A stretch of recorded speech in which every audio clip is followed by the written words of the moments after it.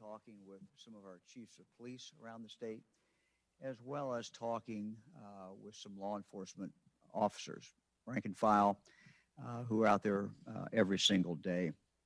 One of the concerns that I hear from law enforcement is morale, low morale, and a real concern expressed by the chiefs, but also by officers who are out there every single day about more officers retiring and fewer people who are coming forward to serve.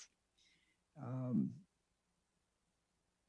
talked with officers, frankly, whose commitment to law enforcement goes back generations, third generation sometimes. But some of them are telling their own kids, don't get into law enforcement. One chief told me that they recently offered the civil service test, and although they typically have around 200 candidates, this year they had a mere 37.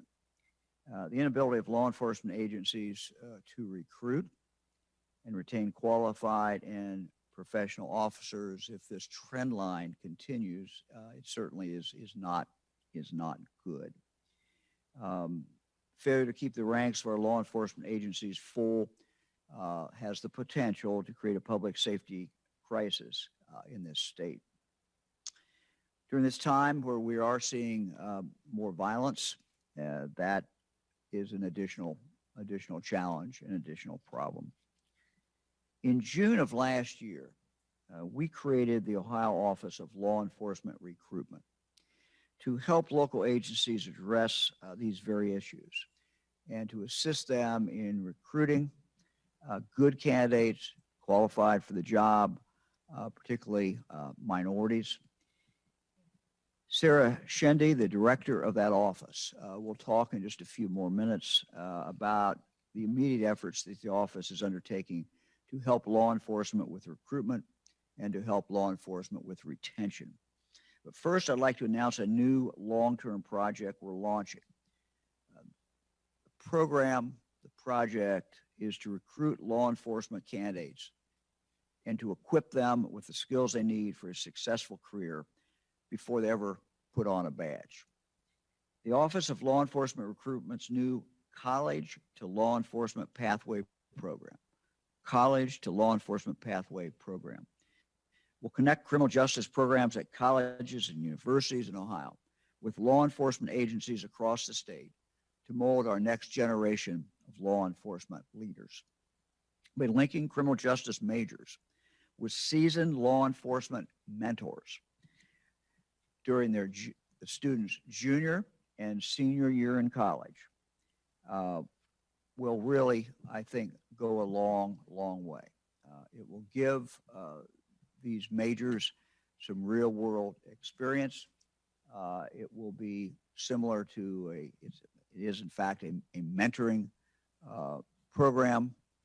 You could even refer to it as a co-op, where they'll actually go out and be with these law enforcement mentors. They will be guaranteed as part of the program a job as soon as they graduate. A couple of weeks ago, I had the chance to discuss this entry-level leadership development program with a group of chiefs and mayors. They were very excited about the prospect of this program.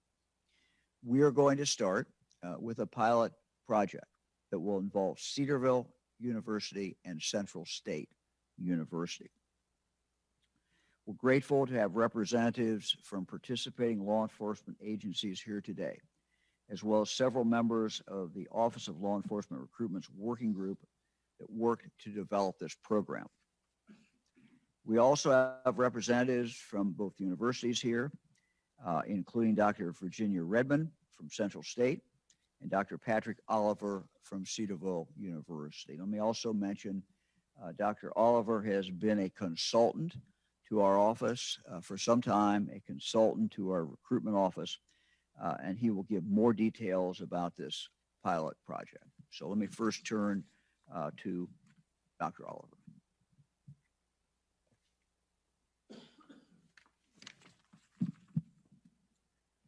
The College to Law Enforcement academic program's goal is to create a pool of highly qualified college graduates that include minorities and women for participating law enforcement agencies in the state of Ohio. The Office of Law Enforcement Recruitment wanted to reimagine how to identify, select, and develop entry-level law enforcement leaders. We decided to focus on college students because there is research evidence to support several advantages to hiring college graduates. The following are among the most significant advantages: the positive relationship between college education and job performance, supervisory ratings, and promotion. College education does not have an adverse impact on the recruitment or retention of minority candidates. College education enhances critical thinking skills. College education develops the ability to relate to the community effectively. And college education enhances one's ability to be a leader. The College to Law Enforcement academic program represents just one method to improve the recruitment, selection, and retention of law enforcement officers in the state of Ohio. This program does not prevent law enforcement agencies involved in the pilot study from hiring the majority of their officers using the current hiring process. It simply provides another opportunity for access to suitable, quality law enforcement candidates. No person within or outside law enforcement profession can predict with complete accuracy the challenges law enforcement will face even 5 years from now. However, if the profession hires quality people, they will be prepared to meet those challenges while providing service with integrity. The quality of law enforcement service in the community will always be equal to the quality of law enforcement officers that serve that community. No amount of organizational skill or equipment can replace the human relations skills of the individual officer. The hiring of a law enforcement officer is the single most important function of any law enforcement agency. It is the mission of the Office of Law Enforcement Recruitment to assist Ohio law enforcement agencies with this most important task. Here's a list of law enforcement agencies who made a soft commitment to the College to Law Enforcement academic program. It's not official commitment because all of these agencies have been asked to make a rule change to be able to hire graduates to this program. The following agencies have agreed to be a part of this program as long as can make the rule change. And I don't know if Governor, you wanted to mention those. I'll let the governor mention those agencies, but those agencies are, most of them are present here, and many of the leaders of those agencies are present here today. And so also present, once again, are Dr. Virginia Redmond, Dr. Brad Buckmeyer from Central State University, and Dr. Mark Smith from Cedarville University. So, Governor, I'll let you mention those agencies. Thank you. Doctor, thank you very much. Dr. Oliver, let me just say, has advised us for some time. He is a true expert in the area of minority recruitment, and he has written a number of articles in regard to this, and is a real, as I said, a real expert. We now have 11 agencies that have expressed a desire to be part of this.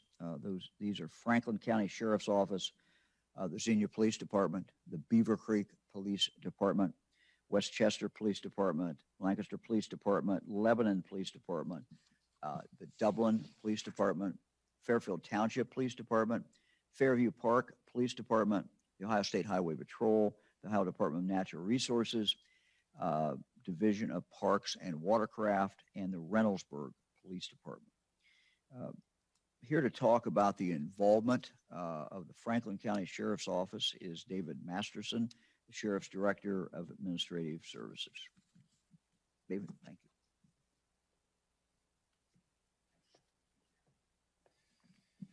Good morning. As mentioned, my name is Dave Masterson, the Director of Administrative Services for the Franklin County Sheriff's Office. Part of my role is oversight of our human resources. The Sheriff's Office is committed to developing and implementing the best recruitment and hiring practices available in order to serve every resident of Franklin County. We're always looking for avenues that afford us the opportunity to engage more candidates as potential employees with our office. And on behalf of Sheriff Dallas Baldwin, we're pleased to be accepted as a partnering agency for the College to Law Enforcement Program pilot project. We believe that our experience and expertise can be mutually beneficial as the program continues to grow. And one of the main things that drew us to this project is we love the fact that while we continue our traditional hiring processes, we know that this particular process with the two partnerships with the two universities is ongoing in the background. And at the end of it, we're going to have viable, vetted candidates that we can offer employment to. Great. Thank you very much. Yep. Appreciate it. Thank you. So again, this is a long-term program that helps criminal justice majors develop their skills. And it does it in the combination of the academic as well as actually being out with officers. We also know there's an urgent need for qualified candidates right now. I'm going to now ask Sarah Shendy and talk about some of the other initiatives that we've been working on to help law enforcement agencies recruit qualified officers. Sarah? And Governor DeWine, thank you for the introduction. So I'm going to just talk about a few of some of the short-term things that the Office of Law Enforcement Recruitment is doing on a daily basis. I would like to say Monday through Friday, but I'm going to extend it to Monday through Sunday to help police departments find and attract those qualified applicants. First thing that I want to mention is we have monthly newsletters, and they do address topics under the umbrella of the selection, retention, and recruitment of law enforcement officers. Governor DeWine announced a couple weeks ago our upcoming grant program that's going to be available to help out these departments.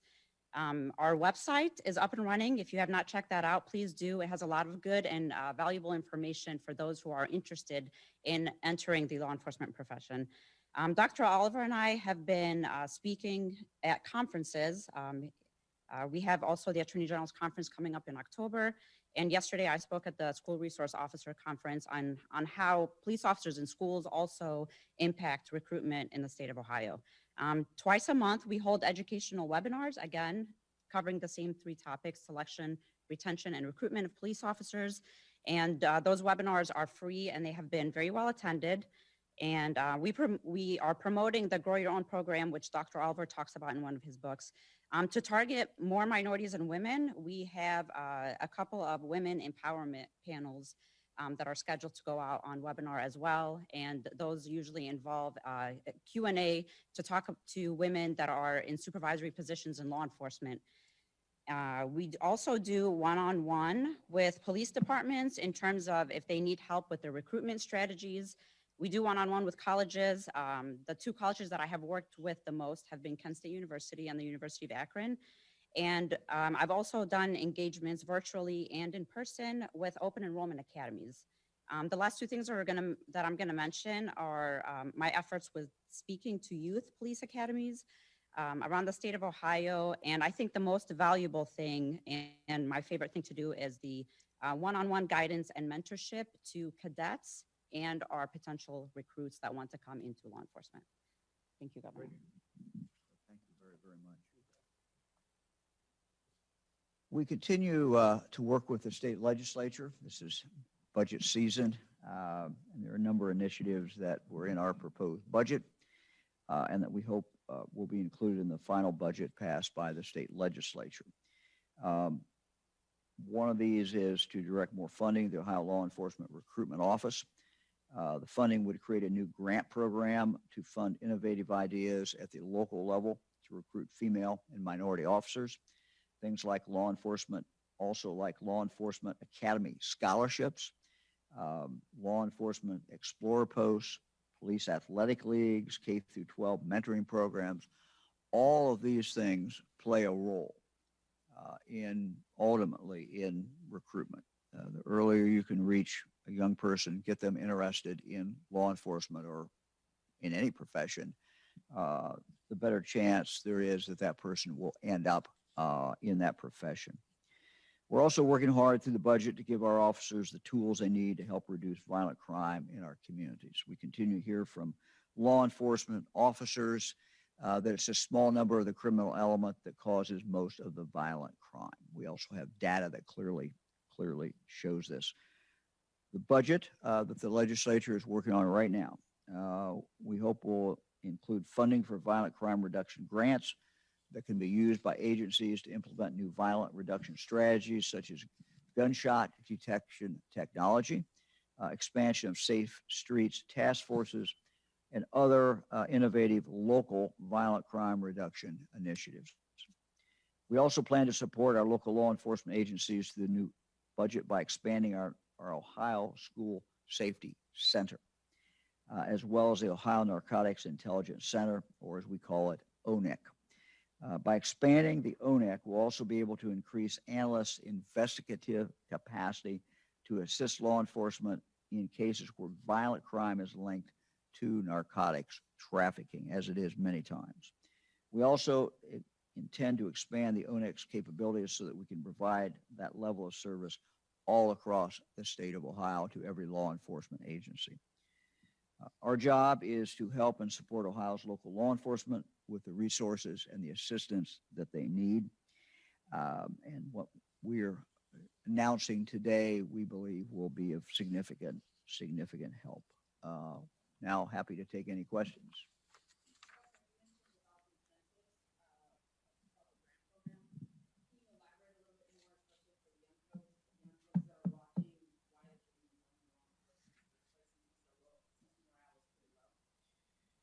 Well, it's probably better coming from someone who's in law enforcement. I don't know if anyone wants to take on that question. You want to take it? You might tell them about your. Sure. Tell them about your law enforcement background, though. Sure. I've been with the Copley Police Department since 2008, and I say this phrase almost every single day. This is the best job on the planet. It is the most fulfilling. A lot of people think about leaving behind a legacy. As a police officer, you get to see your legacy within your community and within the kids that you interact with. So I do understand that this is a very rough time for law enforcement, but that's when leaders rise. And as I mentioned in the SRO conference yesterday, every single police officer in uniform is a leader, because every single time we're out in the community, we do have the potential of impacting lives and changing lives. And although there are many professions in this great country of ours where lives are changed and saved every day, from teachers to doctors, no one does it under the conditions in which law enforcement operates every single day, 365 days a year, 24/7, we're out there making sure everybody is safe. So an incentive would be the fact that it's the best and most honorable profession on the planet. And you don't question if you're making a difference in someone's life. You go to bed knowing that you made a difference in someone's life. You may have saved someone's life that day, and that's unbeatable. So to me, that's a big enough incentive. Everything else is a plus. Thanks. Thank you. Who else?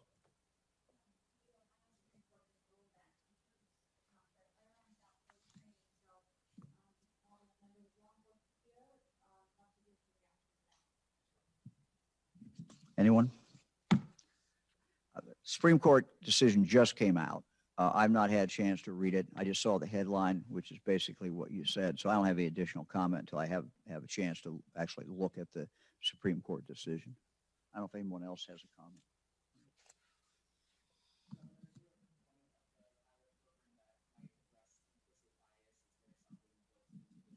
Yeah, let me ask. Take that, Doctor. We will have workshops for all of the candidates accepted into the program.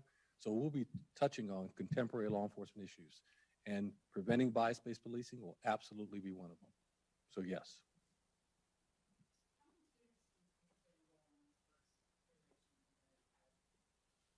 Well, Central State University has about 200 students. Cedarville University has about 50 students that are criminal justice majors. It's for traditional criminal justice majors only, and it's a pretty rigorous qualification process. So we'll take as many students that can get through the process. There's an academic. You might talk to them a little bit, Doctor, about maybe some of the qualifications they have to hit. The pre-qualifications is they have to have a 3.0 grade point average. They have to meet our attendance requirements. They have to be students of high moral character. We have 6 core values. They are going to be interviewed by faculty at each of the universities. Those are the pre-qualifications. If they meet those, then they can apply to the program. Once they apply to the program, they're going to get a personal history questionnaire, followed by a full, complete background investigation, followed by a polygraph, physical fitness testing, psychological, medical. They'll have to take a career assessment. So it's going to be a very extensive, rigorous process to get in this program. I think it'll probably have a fairly high elimination rate, but we are raising standards, not lowering standards. We want to get the very best college students to be in this program so that they can be hired by the agencies represented here today.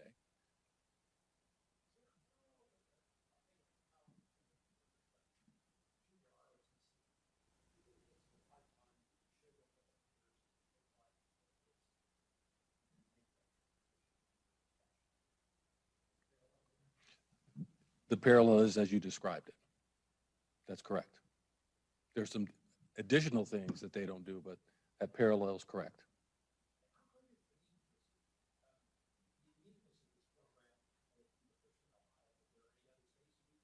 This has never been done before. And so we're going to try something that's new and that's different, and we're very excited about it. So we're going to take college students the very best and prepare them for a career in law enforcement.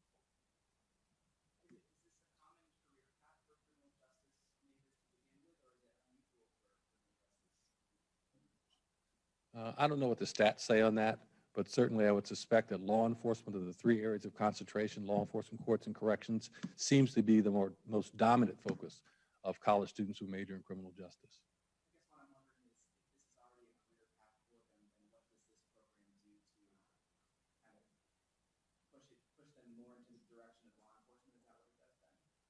Well, this is really an honors academic program. We're going to take the very best students, we're going to mentor them, we're going to train them, we're going to develop them, and they'll be virtually guaranteed a job when they graduate. So it's a special opportunity for them.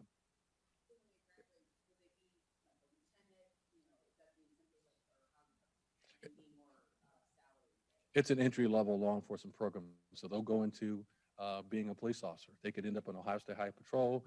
They could end up with the Ohio Department of Natural Resources. They could end up with Reynoldsburg PD, Fairview Park PD, any of the law enforcement agencies represented here in Ohio today, because all those agencies are participants.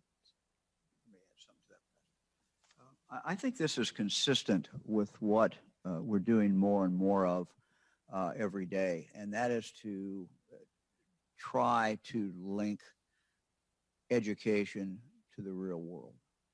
I had the opportunity to speak yesterday to the new president of Ohio University. I've talked to several other presidents recently of our colleges and universities about this. And they are looking more and more to linking their students while they're still in college with businesses and getting these young people into internships, getting them into situations where they are actually working in that different profession or that particular business. I think there's no substitute. If you want to know whether a profession is what you really want to go into, being immersed in it is an excellent way of doing that. And I think, again, there's a real trend line, even from high school, college, with all kinds of different professions to try to get the students actually out with that profession or with that particular business. And so I think this is consistent with what we're doing in other areas as well.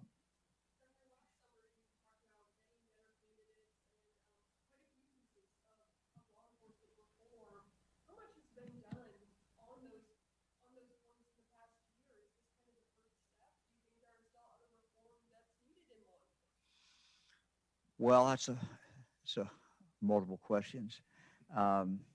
Look, we've been able to do many things. I'm going to let Patrick talk about for a moment after I do. But we also have a bill pending in the legislature, as you know.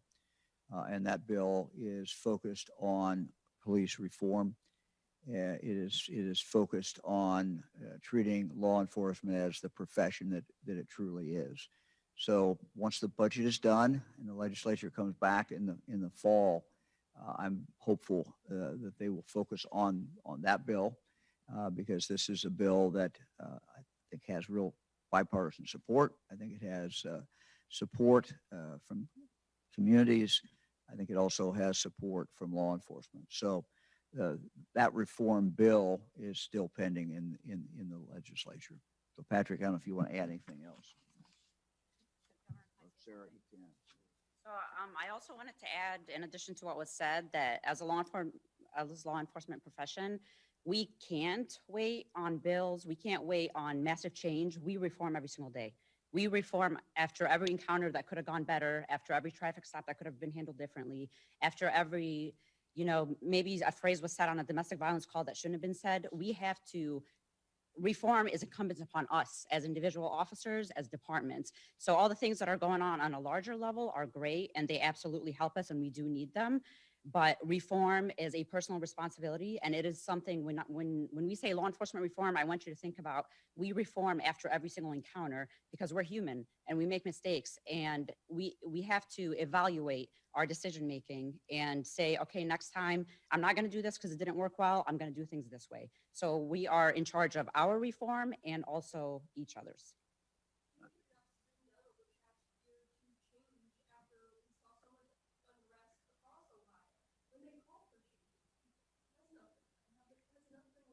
Sure. So I don't think that we can ever do enough. I think this is an endless goal that we will always be pursuing. But I do believe that because of all of the hard conversations that we've had across the country, especially here in the state of Ohio, some of which I've been involved with, we are changing hearts within our profession as well as within communities. So yes, I do think that we have come away. And again, it's an everyday thing.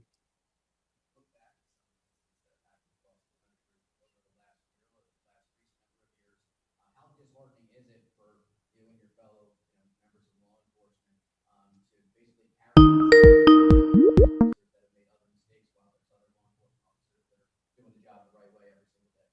Sure. And without commenting on any instances in specific, I will tell you that, it goes without saying that the majority of officers are in this profession for the right reason. And it does feel very heavy to carry some days, but every single day we have to lead by example.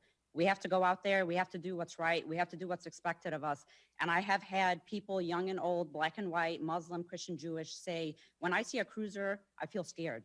And it's, again, incumbent upon me, and it's my responsibility to change that in their mind. I have to be the change that I want to see. I'm not going to put that responsibility on anybody else. So it is a hard thing to carry, but again, great leaders rise during the most challenging of times like we've seen in history, and that's no different than what's happening in this country today. Let me just add one thing. This is not an easy time to be in law enforcement. And it really is incumbent upon those of us in government and the public to make sure that law enforcement has all the tools that they need. And by all the tools, I mean training. This particular program we're talking about is a program really that's designed to develop leaders, people who are going to end up with a four-year college degree, people who will be able to have worked in law enforcement before they actually finally put on that badge. So it's exciting.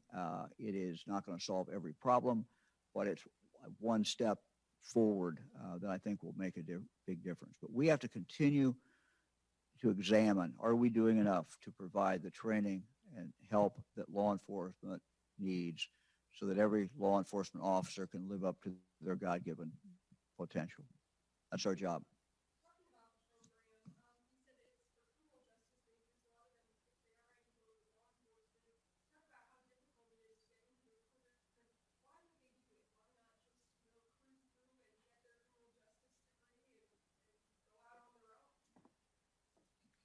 Students, I think people like to be challenged. They want to do something that's very difficult. This is going to be an elite academic honors program for students who want to be mentored. They want to have a field experience. They want to get special training. So it's going to be a great opportunity for them. And so I think in knowing that they're going to be guaranteed a job when they graduate, all those things are going to be a big plus for them. So I think they'll want to be a part of this.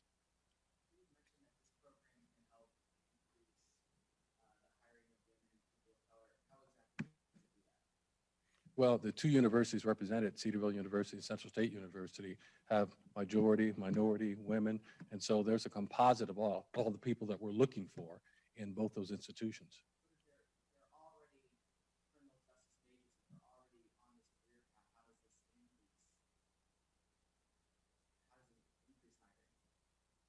Well, the two big problems in law enforcement in regard to hiring, recruitment, selection, retention is a top 3 issue nationally. And the two issues for law enforcement agencies are, one, we can't get enough qualified candidates through the process. And two, we can't get enough qualified minorities and women through the process. So this program addresses both of those at the same time, because we're going to recruit them, select them, train them, develop them, and then have a pool of highly qualified candidates that include both minorities and women. So it's not so much increasing the pool, but it is giving law enforcement agencies access to qualified candidates.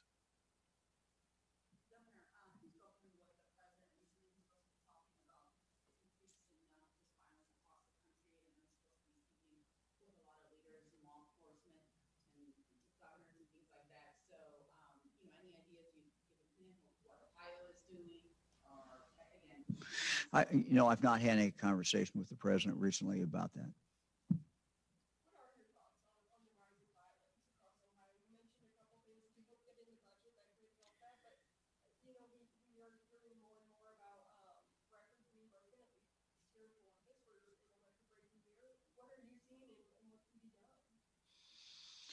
Well, one of the reasons I went out and to meet with law enforcement officers in the last few weeks is to really discuss directly with them what they're seeing, what they're hearing. I meet with chiefs, but I want to also, frankly, meet with rank and file officers. I met with some from the Columbus PD. I did the same thing with the Springfield PD.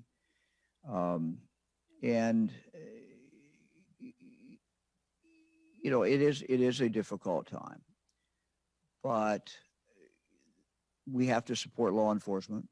We have to make sure that they have the training they need. We have inconsistent training in the state of Ohio. We're here in Columbus. Columbus PD has their own academy, get great training. But we have other law enforcement agencies. Not only don't they have their own academy, but, they can't afford to have the officer go away for any period of time because there's only a few people on the force. We've got over 900 police departments in the state of Ohio. So most of them are small.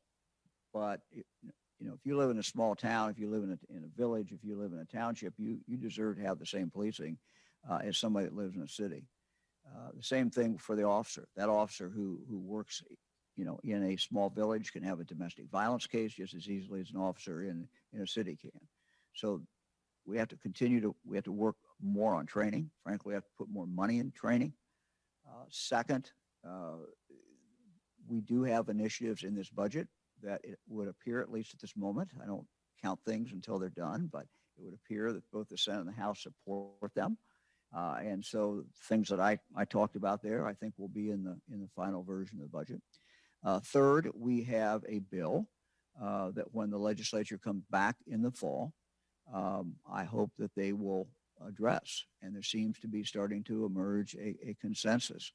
And that is violent repeat offenders need to be locked up and they need to be taken off of our streets. And we did a study when I was Attorney General back in 1970, 6-7 years ago now, I guess.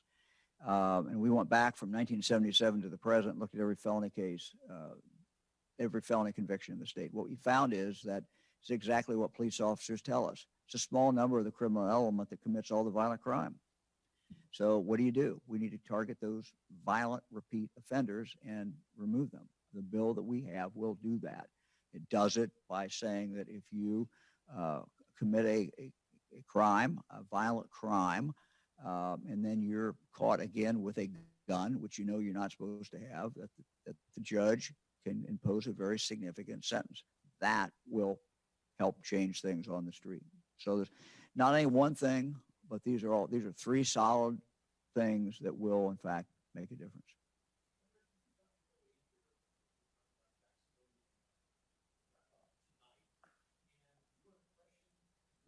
What's your phone number, Michael? About 7 o'clock, so if it rings.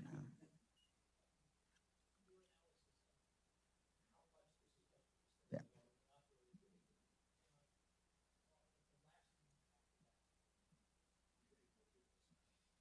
Yeah, first of all, let me kind of describe where we are based upon my conversations with experts. Summer looks good. We're moving forward. The real concern among the experts, and we'll be bringing some of these experts to do some public, do some press conferences. But the concern is what happens in the fall and what happens in the winter. What happens when the kids go back to school? What happens when we are inside more? So those are concerns. Now, the good news is we have vaccinated a significant number of our population. We're at about, if you look at adults, we're at about 58%. The bad news is that still leaves a lot of people who are not vaccinated. If you look at our county chart, and we break this down by county, all 88 counties, and what you find is that there's some counties that are really low in vaccination rate. And so those are the areas that we worry about. School goes back in, people are moving around, they're inside more. We worry about outbreaks that will occur. We are losing, best we can tell, and deaths are lagging. So you never get the data in the right, you don't get it immediately. It's lagging. But I've asked our data people to look at this, and they told me this morning that they think we're averaging today about 14 deaths a day in Ohio from COVID. So we're not through this is my point, Jim. We're a lot better off than we were. We have the vaccine, but we just have to do everything that we can to make the vaccine available for any Ohioan who wants it, and encourage Ohioans to take it. The Vax-A-Million was extremely successful. It was extremely successful in the first week. What it accomplished in the first week made it a success. The second week was a good week as well. After that, we assume that there continue to be some people who are getting vaccinated because of the Vax-A-Million, but clearly the impact went down after that second week. But it really punched it. we were going down like that. It took us back up, and we've had a lot of people who've been vaccinated, either who wouldn't have gotten vaccinated at all, or who were vaccinated earlier than they would have been, and that matters as well. So successful, happy with it, but you're looking at the numbers today, and we edge up every day, but we have a ways to go. And again, I'm concerned. As happy as I am to have this press conference in public, as happy as I am to go to a Cincinnati Reds baseball game, as happy as I am to go out fishing with my kids and grandkids and do all the things that we all like to do, that I'm doing and Fran's doing, the concern is what happens in the fall. Kids are back in school. What happens when we get inside more and into the late fall and then into the winter? With the variants that are in fact out there, that is the concern. Maybe. Anybody else?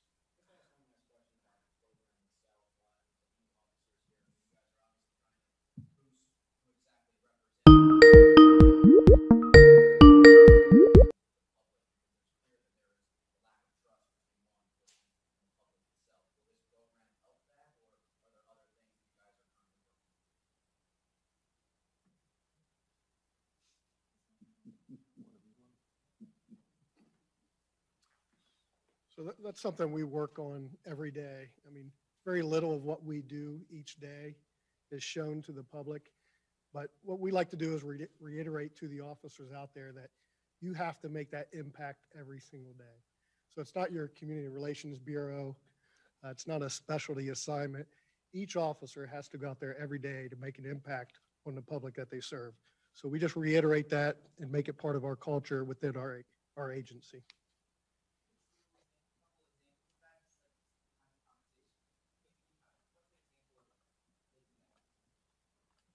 Yeah, I think there is an opportunity for an officer each and every day to have that contact, to show what we have tried to express today, which is that this is the most wonderful profession in the world. You get to make a difference in one person's life each and every call and each and every contact.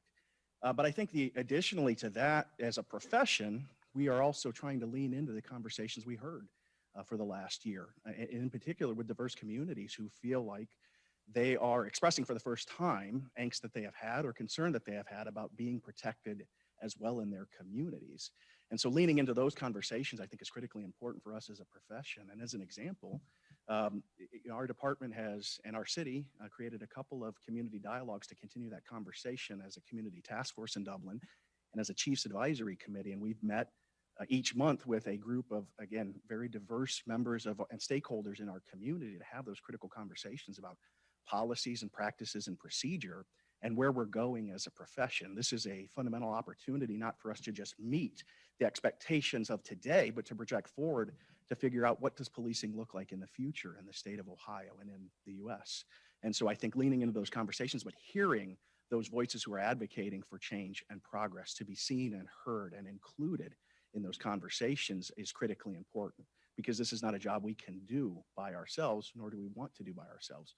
We serve the community, we protect the community with the community. And so those partnerships are fundamental for us figuring out where we're going as a profession and going in public safety as communities in the state of Ohio.